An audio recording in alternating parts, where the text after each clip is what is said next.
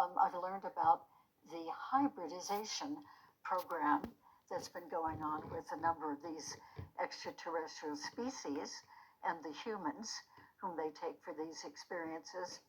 And those hybrids, in my awareness for many years, were not human enough to live here on Earth.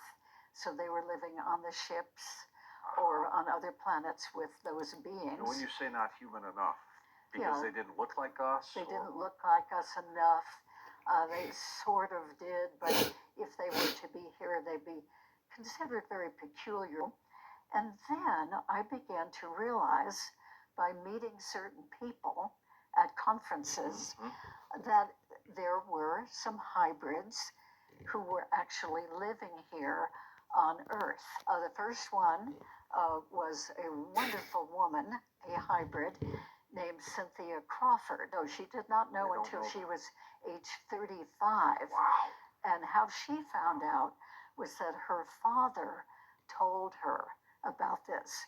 Her father was involved in some kind of unknown, some sort of secret program. She had not been intending to be pregnant. They were not really expecting that at that particular time.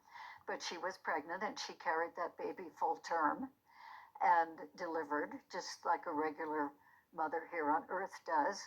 And that baby turned out to be the hybrid Cynthia. Now, Cynthia... What a story, Barb. Oh, yeah. My gosh. Now, Cynthia didn't know that until she was age 35.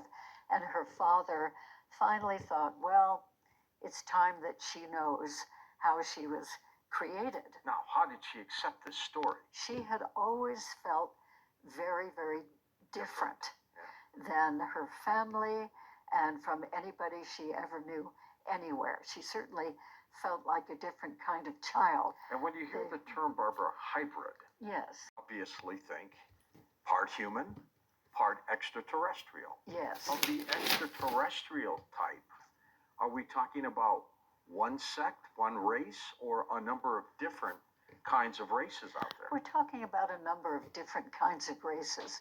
With these 8 hybrids whom I've come to know extremely well, they come from 25 different extraterrestrial races.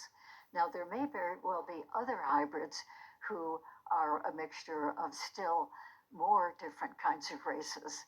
I don't know about that. But the 8 whom have had 25 different races contributing their genetics to them. And that would include alien grays, the Nordiques that look like humans, the reptilians. Right, It goes on and on. Okay.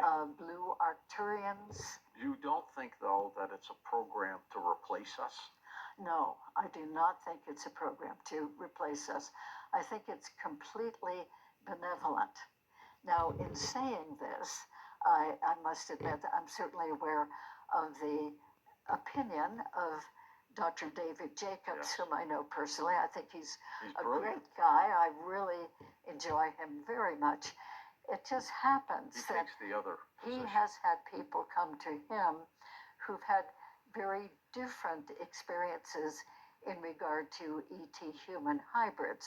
And that whole view is a very, very pessimistic point of view.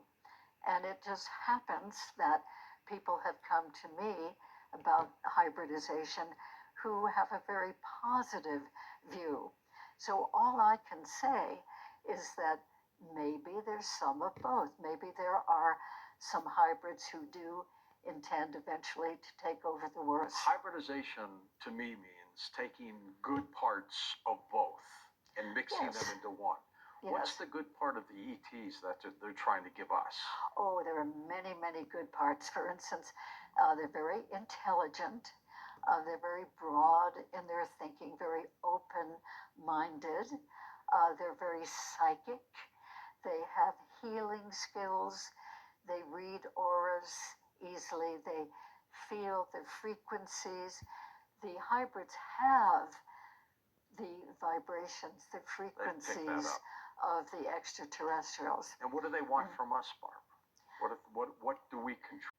Well, they recognize us as a very intelligent species and a very important species.